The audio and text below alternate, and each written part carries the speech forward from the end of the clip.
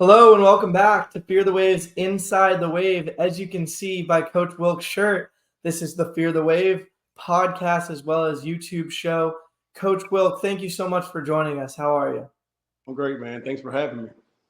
Of course, we had Brock Hayes on the show last week to recap Louisiana Lafayette, and I figured who better to join us than Coach Wilk after 6 sacks from the entire defense and a great performance from the D-line, including Gerrod Henderson, who is the American Conference Defensive Player of the Week this week.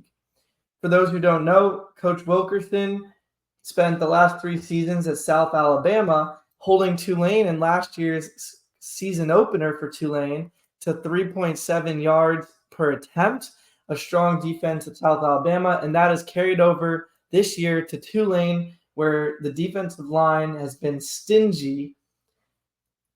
Coach, you were also considered the best recruiter at South Alabama, and South Alabama is currently ranked ahead of Tulane in SP+. So hopefully the players that you recruited over there can stop performing as well as Tulane, and I'm excited for all of the recruits that you've been helping Tulane to get over here.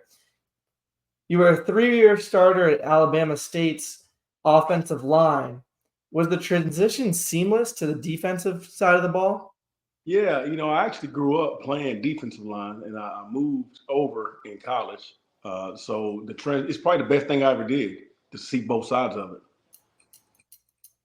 Interesting. And not only were you a 3-year starter there, but of course I have to mention you were a SWAC champion in 2004, had all conference honors, and also a member of the track team. Yeah. Coach Hayes was a New Orleans native. So for somebody who hasn't spent as much time here as Coach Hayes, how do you like New Orleans? Man, so far so good, man. The culture, you hear a lot about it, but to experience it and live here, man, I've grown to love the city. Really good food, man. I eat too much. Me too. Instead of the freshman 15, when I give tours of campus, I call it the Tulane 20 because we're in New Orleans. How do you like working with Coach Sumrall? Also, man, we got a great staff, man. When he called me with the opportunity, I've known Summerall for a while, and it was just a great opportunity, man. I've loved every minute of it, learned a lot, and it's a great opportunity to be around great guys every day and a chance to build something special. Where did you first meet Coach? Just recruiting and working camps. He was at Troy back in the day when I was at Huntington College in Montgomery, and they're pretty close together. So we connected years ago and just kind of always stayed in touch. Awesome. How excited were you to see Gerrod Henderson literally make the most of a career high amount of snaps? Man, I tell my guys all the time, make the reps count. And that's one thing that Gerrod has done. Gerrod, we got here in January, and the transformation he has made on the field and off the field is amazing, man. Like last week, he had a great performance. You guys seen it. But on top of that, Thursday in our academic report, he was one of the top 5 performers academically on the team at that point. So for me to see him excel on the field and off the field I was happy for the kid, man. That's awesome. He had 4 tackles in just 20 snaps, which was a career high, and 2 sacks, including the forced fumble, which was huge. One of the forced fumbles that Tulane had was recovered by Parker Peterson. And is it just me, or is he really fast now? Did you see him improve his speed over the summer? I don't know if he's really fast, but he moves well on that ball. He does. Quickly.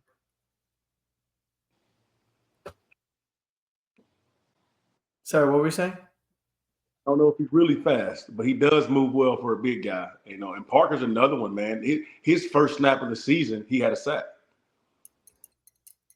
That's a good stat right there. What was behind moving Cam Hamilton from interior to defensive end? Man, Cam is a big athletic kid. He's got some God-given ability. And I just thought put a bigger kid out there to firm up the defense. We were playing against some running teams, and Cam is more firm at the point of attack than some of the other guys, but he also has the ability to rush the edge. And he's a kid that's very versatile, and I just trying to find a way to get him on the field more, and that created opportunity, and he excelled at it. So I know you weren't here last year, but Tulane had pretty dominant defensive linemen in Patrick Jenkins and Cam Hamilton, as well as some other guys, including Eric Hicks, another starter as well. But this year they brought in Aiden Huntington. How helpful has that been, considering Patrick Jenkins is often double teamed? Yeah, bringing Aiden in was awesome, man. Off the field just as much as on the field, because Aiden brought in he's a extremely hard worker, a dedicated weight room guy, and he's kind of brought some of that along to other guys, and he's fit right in. A lot of times you bring those transfers in, you worry about the camaraderie, but from the first day, him and Pat, they hit it off, and so it's been a smooth transition. It's been really good for the team and the room. Now we just got to get him rolling. Awesome. We really enjoyed chatting with him. Fans can check out our interview with Aiden Huntington on our YouTube, Fear the Wave. Let's stick with Patrick Jenkins. How did he break free for a sack last week against South Florida when he's double teamed? Just relentless effort, man. Pat's been itching to get another sack. He talks about it every day I talk to him. And Pat told me all week, Coach, I don't care what they do. I'm going to get home this week. I'm going to get home. And I said, Pat, just be you, man. Just do your job. It'll come. And then he ran to the sideline and told me, I told you I was going to get him. I told you I was going to get him. Love that. Hopefully we see another one this week at UAB and a bunch more throughout the season. A guy like Adonis Freelo has been banged up for a lot of his career. How is he doing in terms of staying fit now? Because we've been seeing him every week, I think, this year. Yeah, Don's playing every week, and he plays more and more as the weeks go on. Don's been awesome. He's bought into his role. He's staying healthy. He came in this summer. I wanted to get himself in shape after being out for a while. He's done a good job with that, and we're excited to have Adonis, and he'll continue to have an increased role, and he's doing a good job for us. Awesome. How about Elijah Champagne, a player that not too many fans know about, but has certainly had an impact on the team this season? Yeah, Elijah is like a glue guy. I tell everybody that. He can play every position on the D line. He has a role in special teams. He embraces his role and accepts it. He's a guy that's played more as the weeks went on, and I think you'll see an increased role from him this week. Elijah's one that, like I said, you can play him anywhere. He's very trustworthy, a do-right guy, a hard worker that he got a lot of trust. That's a big word for coaches, man. If I can trust you, I can play you, you're definitely going to have your opportunity. He certainly has been a trustworthy blocker, on punts, whatever it has been, field goals. Yep. Who's going to have a breakout performance this week, Coach, without giving anything away about the game plan? Breakout performance. I don't know, man. The guy that has had one every week that doesn't give a lot of credit has been Parker Peterson. Honestly, he's probably been the most consistent guy, but he plays nose, so he don't make a lot of plays. But I don't know. I'm looking for a big week from the whole group. My challenge to all of them is be better than you was last week. Get better each week. So we had our best performance last week, and we're continuing to work to have our better one next week. So. Coach, we're lucky to have you and have those words of wisdom for our defensive line position group. Any parting words? Man, I just thank you for the opportunity. Appreciate you guys, man. Thanks, Coach. Roll Wave. Roll Wave. Have a good one. And fear the wave. All right. Hello and welcome back to the second segment of our South Florida game recap show on Inside the Wave. First half was with Landius Wilkerson. Thank you, Coach Wilk, for joining us. Now I'm going to discuss in utter domination, Tulane 45, South Florida 10. Started off with Mekhi Hughes getting into the end zone really easily, essentially untouched on this one, 5 yards. And I was like, wow. If you haven't already, make sure you check out our Mekhi Hughes interview. We saw Ty Thompson come in very early in the game on first down from the 26-yard line, later from past the 30-yard line, even more surprising for Ty Thompson. Dante Fleming had his first touchdown in a Tulane uniform, followed up by Mario Williams getting his first 2 touchdowns in a Tulane uniform. I posted that I was not sure I've ever seen such a stark contrast in team performance in a game without a turnover, even mid-game. And this was right before Tulane had 2 forced fumbles, one by Gerrod Henderson, American Athletic Conference Defensive Player of the Week, and my extensive sit-down interview this week. And then the other by none other than Tyler Grubbs, fan favorite, had a forced fumble in the military, had a fumble recovery in the Military Bowl, and now a forced fumble. Actually, I believe he had both in the strip sack. Picked up by Ray Pleasant here, and then picked up by Parker Peterson, who pounced on the football when Gerrod Henderson poked it out. Mid in the second quarter, Tulane was in the 97th percentile in EPA per play with 0.42 EPA per play, while South Florida had negative 0.49 EPA per play, which is good for 0th percentile. They also were 0th percentile in success rate, yards per play, and EPA per rush at that time. Just a 17% third down success rate then, 50% for Tulane. And Tulane was in the 99th percentile for yards and EPA per dropback, both of them, almost the entire game. It was a bounce back game for Darian Mensah, just as Jake Weinstock and I had predicted.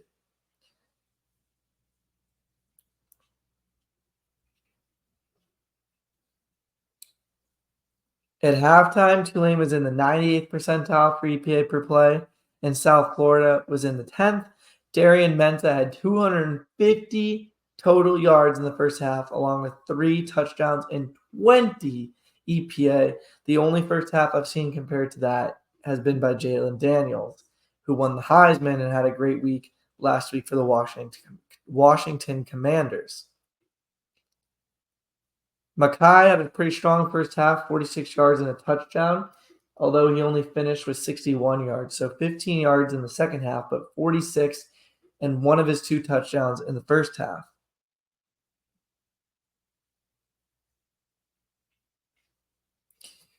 Tulane was blowing out South Florida at halftime and continued to do so as the game progressed. So we saw a lot of extended time for some of the reserves. Caleb Thomas even played 38 snaps as they were letting him give Shadre Hurst some blows earlier in the game, as well as Josh Remitich, both of the 2 offensive guards. We saw Darian Reed and Landry Cannon alongside Reese Baker and Darian Reed making their first FBS appearances, and Landry Cannon, I believe, first FBS appearance on offense, but I'm not positive on that. We saw tight end Josh Goins, wide receiver Garrett Mamahat, the converted walk-on quarterback.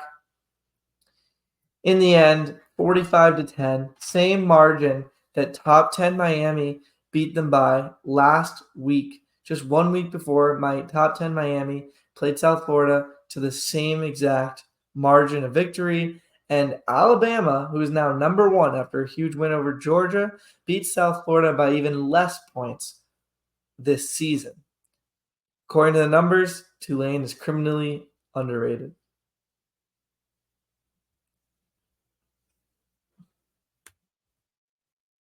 After the game, the post-game interviews at the press conference that I went to were, of course, John Sumrall, and then Darian Mensah, Gerrod Henderson, and Dante Fleming. Mensah and Henderson were our offensive and defensive interviews this week, so make sure to check out those interviews if you haven't already at Fear the Wave, wherever you get your podcast or on YouTube.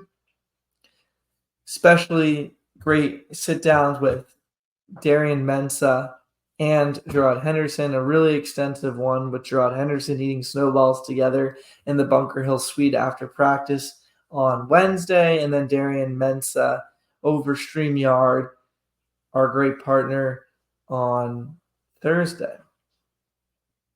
Darian Mensah threw for 326 yards, which is the second time he has actually thrown for that number. Tulane GOAT Michael Pratt only threw for more yards than that twice.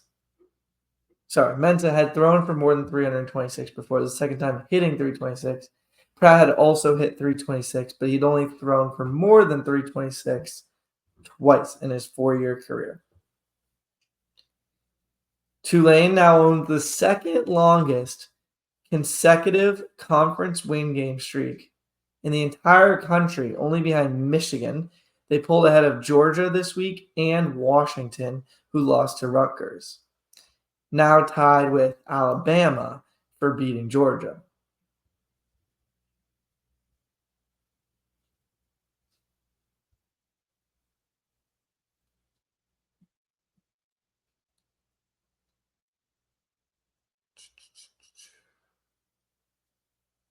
Tulane didn't receive any AP poll votes for the 4th straight week. However, the two teams they lost to both moved back inside the top 20 with conference wins. Kansas State over Oklahoma State, and Oklahoma pulled it off against Auburn at Auburn. Navy and Army both got votes to American Conference and notably Group of 5 teams.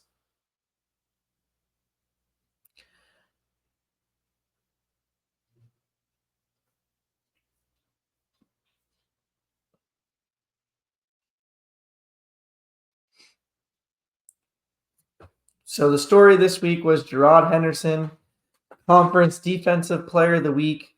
Redshirt sophomore DN had 2 sacks, including a strip sack.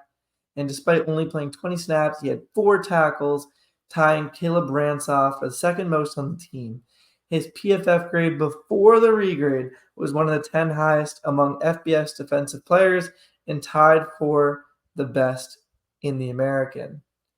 After the regrade, Tyler Grubbs was one of the 10 best in the entire country, actually, and the best among Group of 5 linebackers, second best run defense grade in the entire country for FBS, only behind a Louisville linebacker.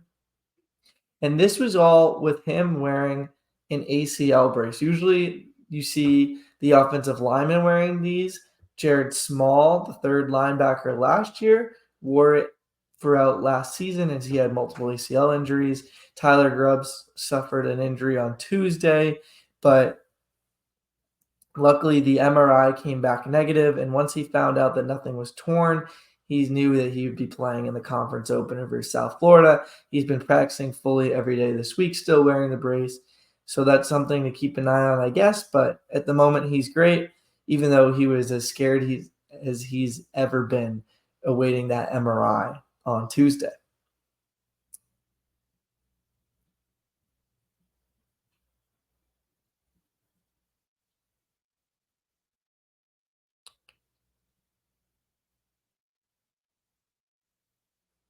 Tulane had over 25 first downs for the first time since South Florida, when they beat South Florida in October 2020.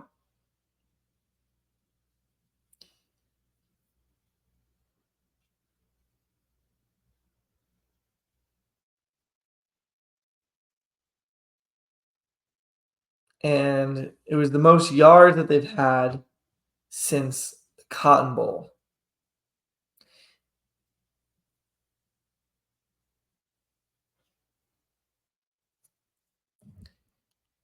Tulane had 30 first downs in this game, so not just 25, but 30, compared to South Florida's 12.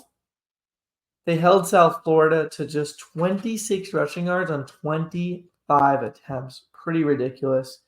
330 passing yards, almost 250 of that were in the first half, and then Tulane just ran the ball out. They had a 17-play drive that lasted 11 minutes, I believe, in the fourth quarter. Yeah, 11 minutes and 29 seconds. Pretty ridiculous. 17 plays for 55 yards. Ended in a turnover on downs after 3 straight kneels, following the 2-minute warning. Classy move by John Summerall right there. Another improvement was the penalties. The previous week, penalties were really costing them 8 for 91. This week, it was 4 penalties for just 45 penalty yards. So I said last week that I thought they would improve, and indeed they did in that regard. They let up 0 sacks and barely any pressures, and then had 6 sacks, 13 hurries. Great performance all around from the team. Now let's get into the ipop's top players of the week.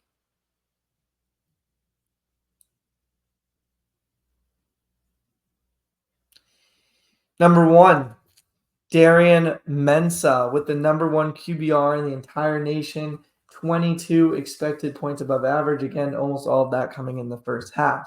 Number 2, Dante Fleming had a 90 PFF grade. His first 100-yard game in a Tulane uniform, and of course, his first Tulane touchdown.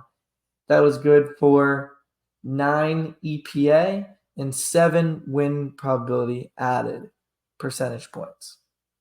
Mario Williams also had his first 2 Tulane touchdowns and 10 EPA expected points added, putting yards into the context of points above average. Tyler Grubbs had a 92 PFF grade in the end after the regrade, and he had a 5 expected points added forced fumble. Number 5, Gerrod Henderson with his 2 sacks, 4 EPA forced fumble. And finally, the last spot was tough, but I gave it to Matthew Fobbs-White for 4 hurries and a pass breakup. I thought that he applied a lot of great pressure, even though he really suffered from the PFF regrade. Couple guys I wanted to put in that I saw on the field that I thought played really well were Josh Remetich and Parker Peterson.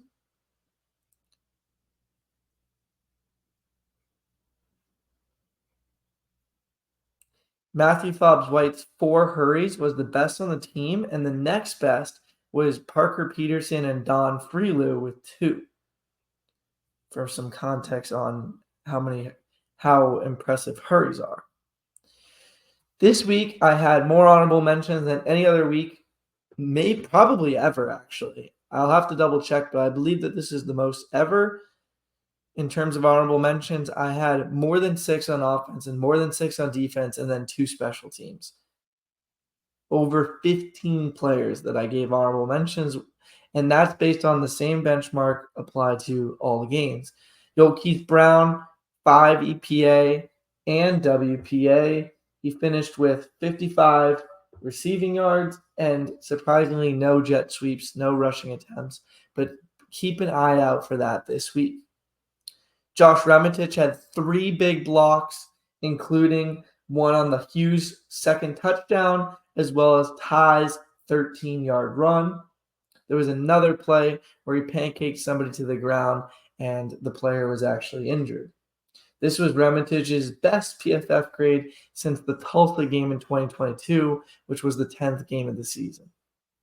Caleb Thomas had a 79 PFF grade, really benefited from the regrade midweek. Ty Thompson, 5 expected points average. He rushed 7 times again for 39 yards, which was an average of 5.6. Rod Green, 0 pressures, another good week from him, 2 in a row now. Derek Graham as well makes my honorable mentions. Vinny Murphy, a tough cut, but thought he played well too. And then Alex Bauman, 34 receiving yards, including a 35-yard catch. And then he had -1 yards, but the 35-yard catch was 1 shy of his career high, believe it or not. A lot of short dump offs and red zone touchdowns for Bauman, usually. On the defensive end, Parker Peterson with a fumble return, 4 pressures, and a sack. Big day on the stat sheet. Micah Robinson not really showing up as much on the stat sheet, but only allowing 1 catch while being targeted 6 times was really impressive for me, including a pass breakup that resulted in a stop. Pat Jenkins had a 2.5 EPA sack. He kept telling Coach Wilkerson, as he mentioned in the first segment, that he was going to get a sack this week, and indeed he delivered, which I'm sure and I know because I heard it from Tulane fans that they were very excited to see Pat Jenkins show up again, just like he did on the road earlier this season in Oklahoma. Dixon Nagu allowed 0 catches. Same with Jonathan Edwards. Adonis Freelo had 2 hurries, so he gets on.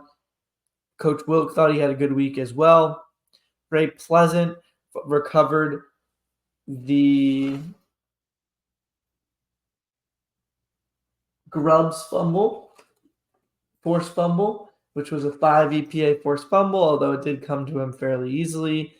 Not his best game in the passing game, but still didn't let up that many yards. Cam Hamilton had a half sack and applied some good pressure. And then on special teams, I gave it to Ethan Head for over 500 kickoff yards and making a 35-yard field goal and his extra points this week, a perfect day for the kicker that has a range of 55 yards. And then Joshua Moore, the sophomore safety for special teams as well. So hope you enjoyed the game recap, my stats recap, ipop's top players, as well as our first half segment with Coach Wilk, Landius Wilkerson. If you haven't already, make sure you check out the Gerrod Henderson Snowball sit-down, as well as my interview with QB1, Darian Mensah. This was ipop Stats, Isaac Popper, Fear the Wave Collectives, Green Wave, Insider, Roll Wave, and we'll see you soon.